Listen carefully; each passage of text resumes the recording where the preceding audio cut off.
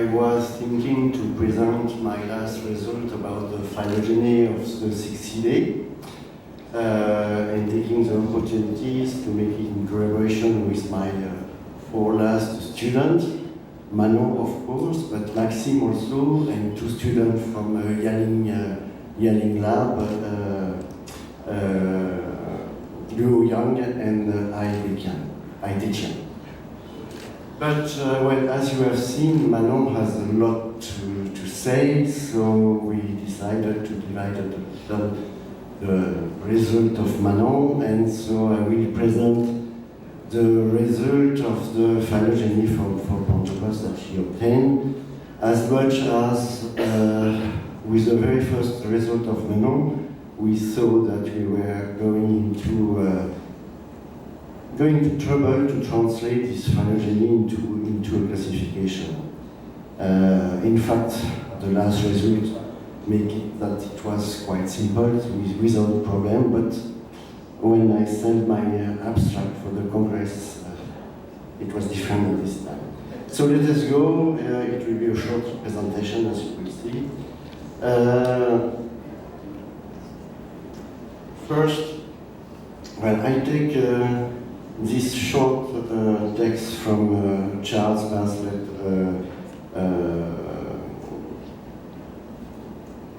paper about Auchenorrhyncha. The phylogenetics of Fulgorodera have been substantially investigated at the family level, but a consensus topology has yet to be emerged, which is in fact a bit surprising that in fact after all the studies and analysis that have been published for this Planthopper, we still not have a firm phylogeny of it, with only 16 families. And the figure of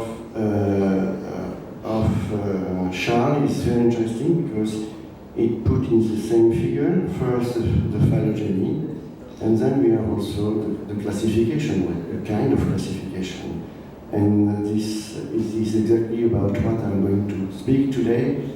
Is first the phylogeny of FULGOROMORPHA, where are we now with the last result from Manon, and how we, well, in fact it was no more a problem at this time it was, how we can manage the need of a stabilized classification that can encompass the ongoing progress of the phylogeny and the different results that we got in phylogeny.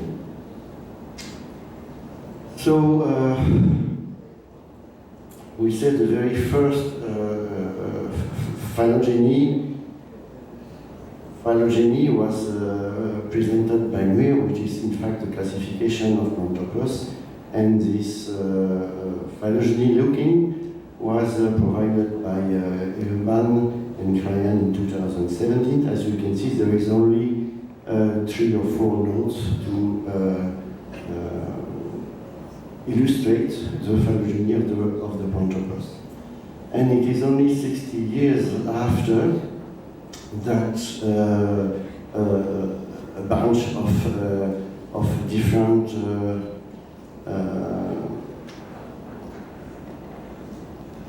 phylogeny, proposal of phylogeny was published.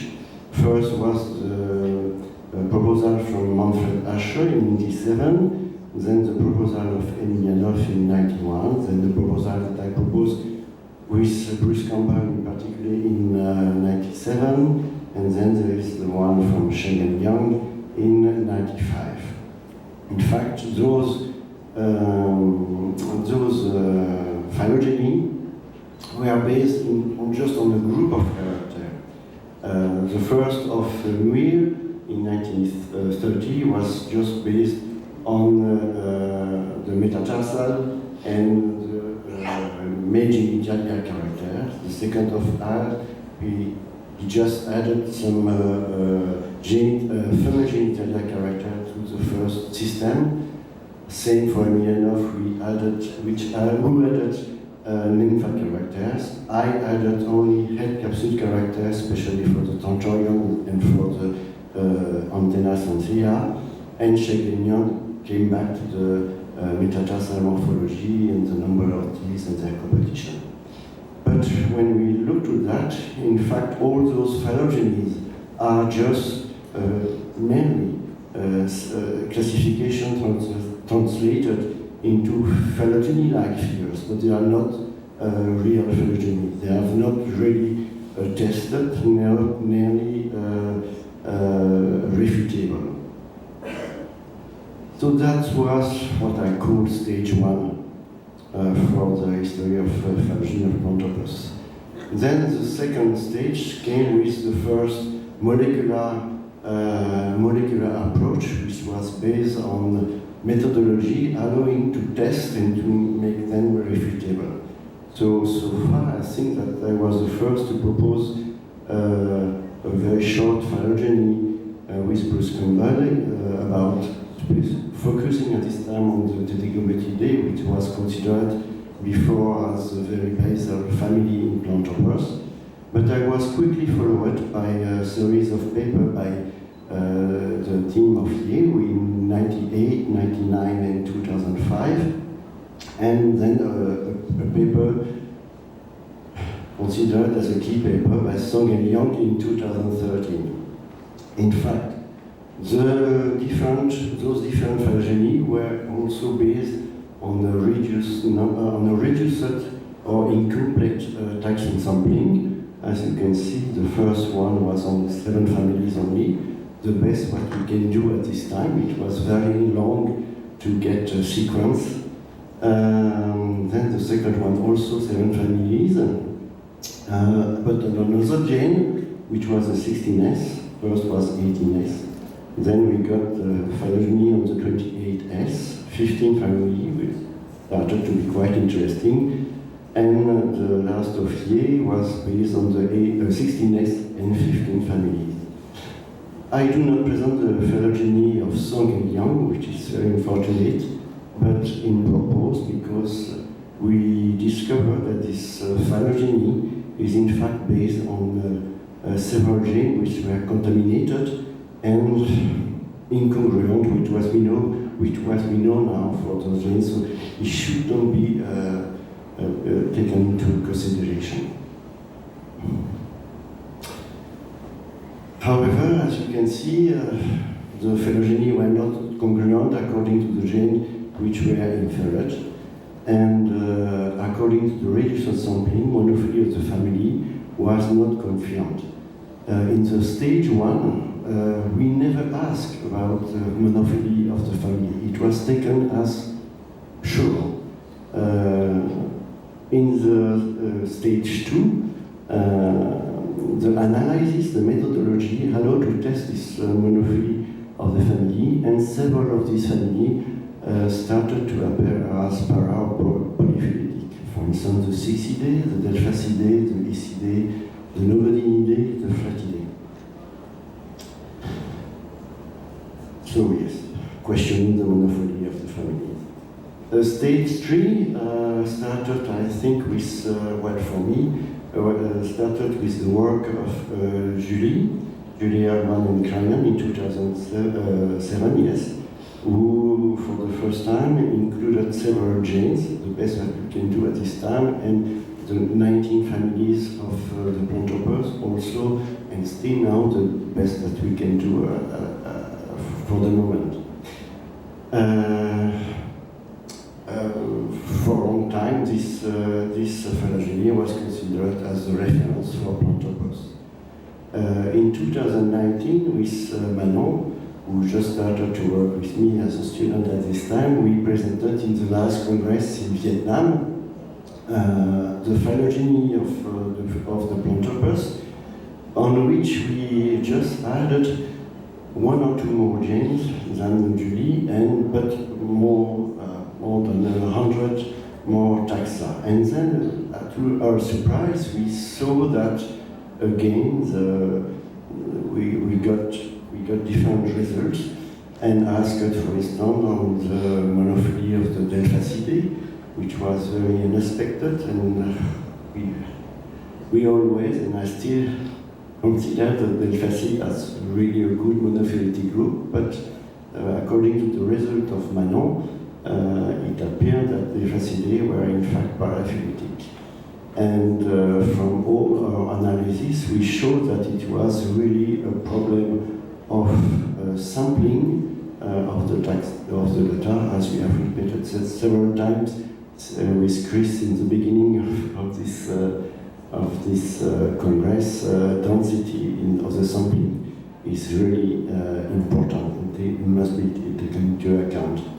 Also, we saw the paraphyly of the Cynaridae. This was already proposed in 2005, I think, based on a morphological analysis. And as you will see, I think that now it is something that we can take as a real result. Another interesting result from Manon's study at this time was the paraphyly of the Achillidae, and as it was already known since Julie's paper, the polyphyly of the Nogodinidae. However, in Manon we find a very unexpected placement of the Achillicidae. This was probably because the sampling we got was only based on one character and with a short part of sequence. Yes, and also some very well accepted groupings, such as the Derbidae Achillidae, was not recovered. So, and still for now, what we can note is that surprisingly, there is no phylogeny of Planthoppers based on a comprehensive morphological dataset, which is quite surprising, but well, I can understand now if we want to do that, it will take certainly more than the time of PhD and a very long task if you want to do it now correctly. So stage 4, well, using a more consequent but selected molecular dataset. So here we have the result, which is taken out from a more important study from Skinner in 2021 from his dissertation, which was based on transcriptome. The result was, well, is not especially different from what we got before, and he also noticed the polyphyly of the Nogodinidae. However, the figure was based on the only 25 taxa and 15 families, so it's probably not enough to have more conclusive result on the phylogeny of Planthoppers with this study. And then more recently, I was co-authoring with 2 students, well, from Yaling team again, phylogeny of the Planthopper based on the mitogenomic dataset. Interestingly, the 2 phylogeny are not congruent. The main difference between the 2 is that in the first one, 100 taxon was used, in the second one, 167 taxon was used. So again, the density of the taxonomy sampling seems to have an important impact. And I have to say that the sampling, the species taken into this different analysis were also different. So there is probably a challenge to put together all the results for still a bigger matrix to analyze. But well, still until now, at this date, we have no convergence of the result. And what we can say is that the stage in the history of the phylogeny of the Planthoppers just reflect the progress of the methodologies. So let's go for a question. When addressing the when addressing the evolutionary history of a taxon, is it reasonable to rely solely on a subset of our knowledge, especially when attempting to infer Fulgoromorpha phylogeny, soliciting only part of the data available? For the interesting data, can we think to infer phylogeny with only an incomplete taxon sampling, forgetting, for instance, only some families, or based just on a selected or limited character molecular data set? For interesting data,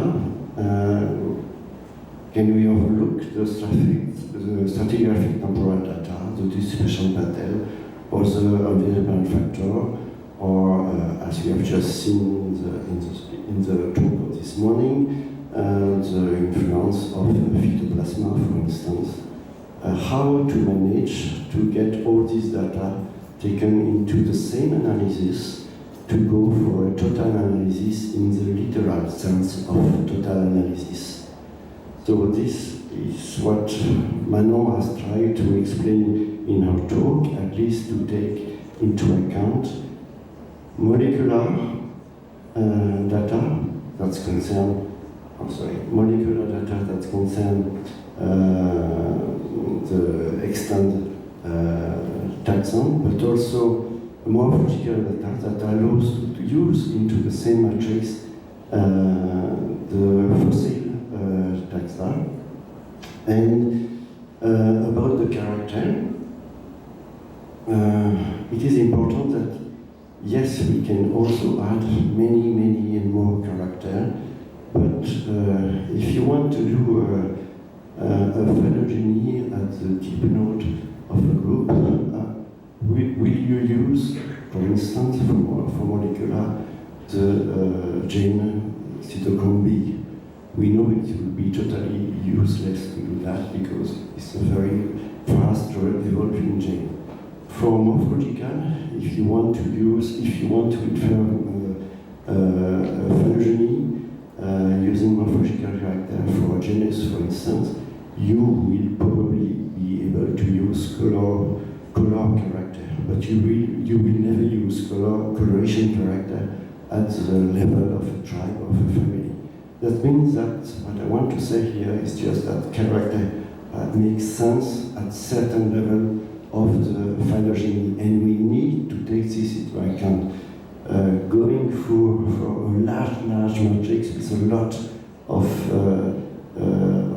with very important sequence is probably useless. And I think the best way to test our result is just adding more taxa. Each time you add a taxa into the process of inferring the congruence of the character, this is the best test you can find to see if your phylogeny is stabilized or not.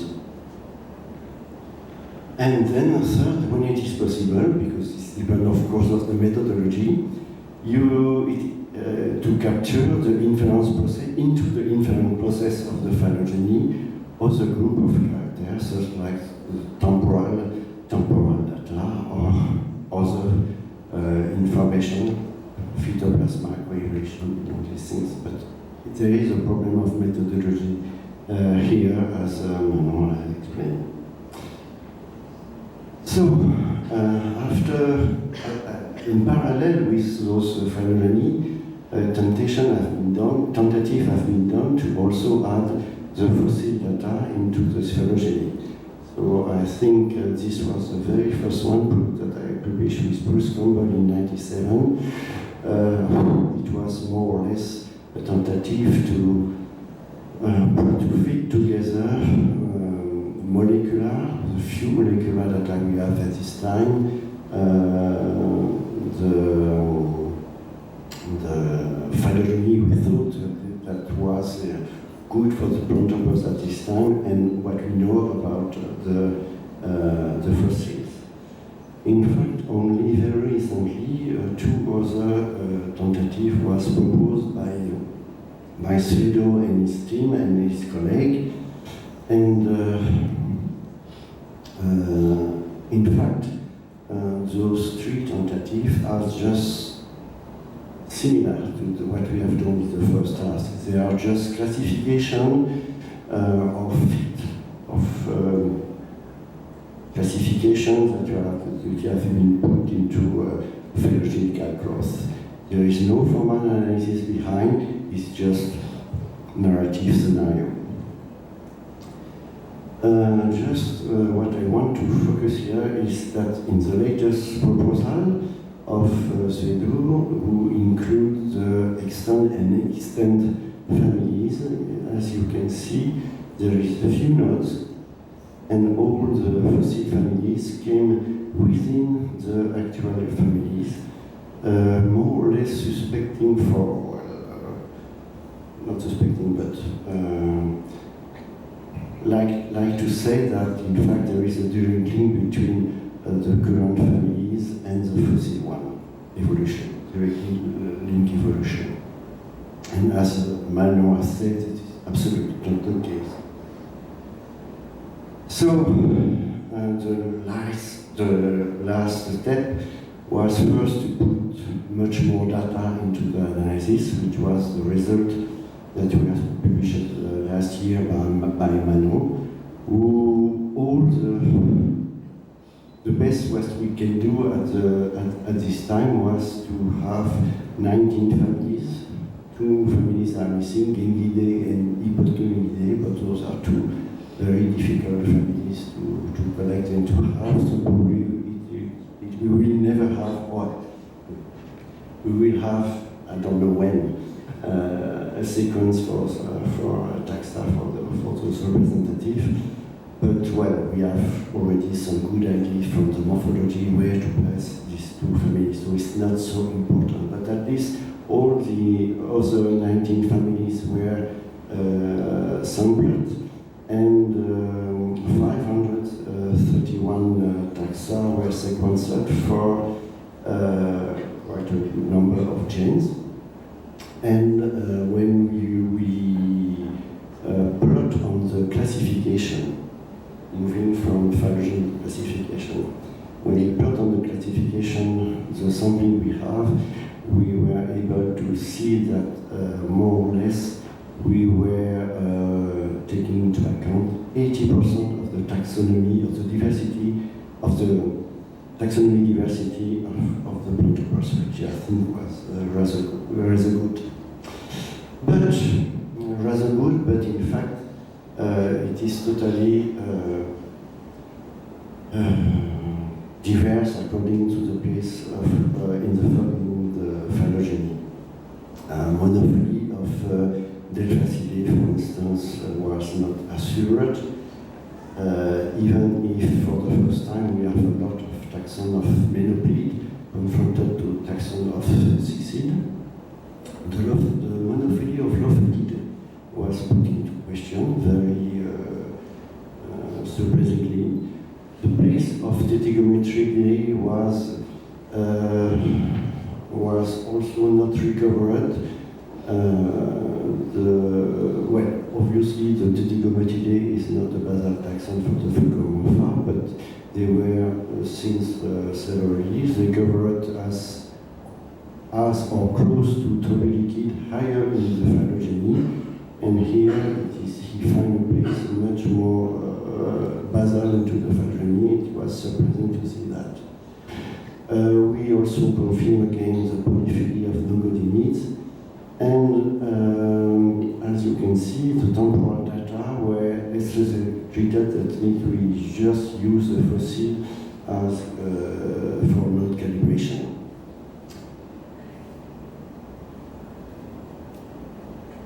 So, in the opening of this congress, with the plenary talk of Jacek, he said that evidence of the fossil records challenge molecular interpretation based on modern chrome groups and morphological data, and their interpretation are often incongruent with them. So, what to do? How to answer to this remark? So the only way is just to try to put together the three kind of evidence. So this is what we have done with Manon. Total evidence, of course, sorry. Fossil birthplace dating. All fossils of actual and fossil family were included in the analysis, taking into account morphological character in both actual and fossil register, where we were able to have a shared comparative analysis to avoid to have two missing data in the analysis. This means that we were focusing especially on the wing venation and the metal egg, and we use a selected molecular matrix to reflect the previous result of Manon. And extrinsic data are stratigraphic time captured directly into the inference process to infer data topology. So, very quickly, here is what the result of Manon.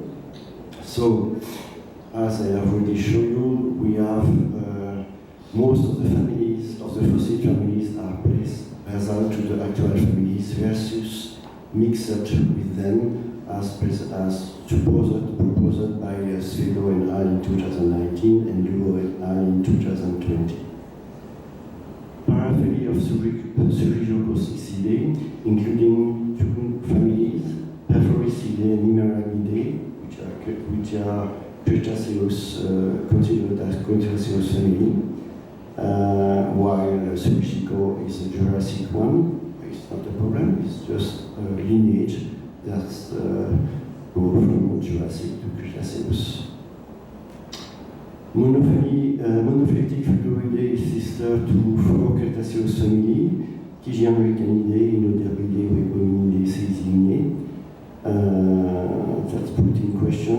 Should we retain again this taxa at the family level, or should we probably download two tribes? Is it necessary to retain 37 families in the flock in the Planthoppers? Well, this is an open question. Paraphilia of Lanacidae that include Catlacidae. A few Cretaceous from Kachin genera are directly related to actual family. That means that just the process, the method of used by Manon was absolutely free. It's not an artifact to see all the fossils put at the base of the phylogeny.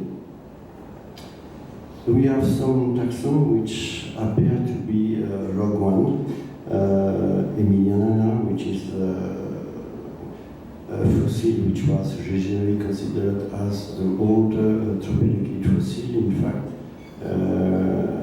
we can find a place after analysis we tested all over the tree. So this is the last place we get, but it is for sure not stabilized at all.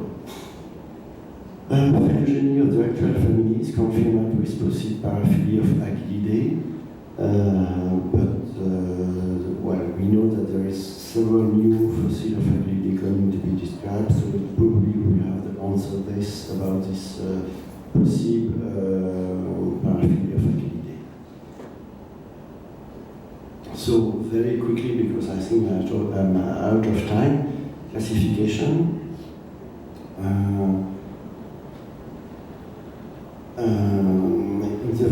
In the last 2 years, we have proposed with IACPH a new classification schema for the Planthoppers. Classification is not necessarily phylogeny, and classification has to take into account the progress of phylogeny. So what we propose is classification allows the group taxa inferred by phylogeny. Those taxa should remain monophyletic. Those groups are monophyletic, and within we have again monophyletic clad. But of course, those clad, because of the decay process of the phylogeny, are not necessarily at the same ranking.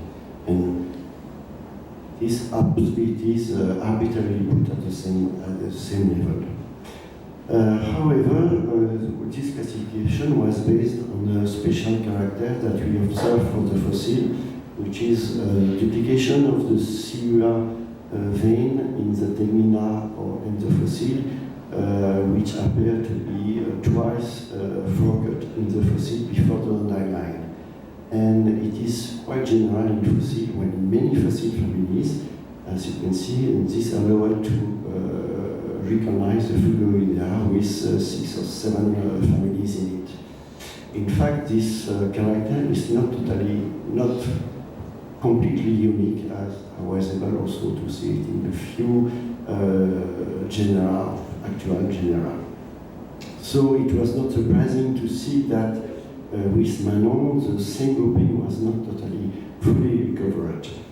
How to translate this phylogeny into the classification? Well, first, as I have said, several taxa which appear to be raw taxa. They were really having different place within the phylogeny. So where we are now, putting all results of Manon into a new classification for Planthoppers. The very interesting first result is that Curiositeda, which was thought to be in direct line with the other Planthoppers, appear as sister to Auchenorrhyncha in a separate clade. Then we have the Zoologico-Sixyridea, which extend from the Jurassic down to the Cretaceous, including at least the Perforicidae and the Memorachnidae. Fulgoroidea is still valid, with just one family less, which has been moved into the Lalacoidea, that should become a new superfamily. So the Catlacidae that should be downloaded to probably a tribe. We have a paper also in progress with Manon, with new fossil of Catlacidae, and also with Fluo, several fossils of this group. The Fulgoroidea, still including Sixidae and Ultracidae, now recovered as a real sister family. And then you have the Fulgoroidea. So we have not really addressed the Fulgoroidea here, but I just leave into red some problematic question. Achillesidae, what are we going to do with Achillesidae? We have seen at the beginning of the Congress with the result of Eduarda that Achillesidae should probably be sunk into the Achillidae, so probably this family will disappear. Hypotonoidae is probably to be joined to Phytidae. Gengidae to Rhymachidae. Cynaridae, it is now, I think, quite sure that Cynaridae is aphyletic, and including Menoplidae. It has been searched just for taxonomical, nomenclatural rules. We should retain Menoplidae and no more Cynaridae. And Nogodenidae, so it is clearly a family that should disappear, and it is clearly polyphyletic and should be split between the other families. And then in Cetarexelis, I think we need more fossil to get a better view where to place this fossil is Juventinidae.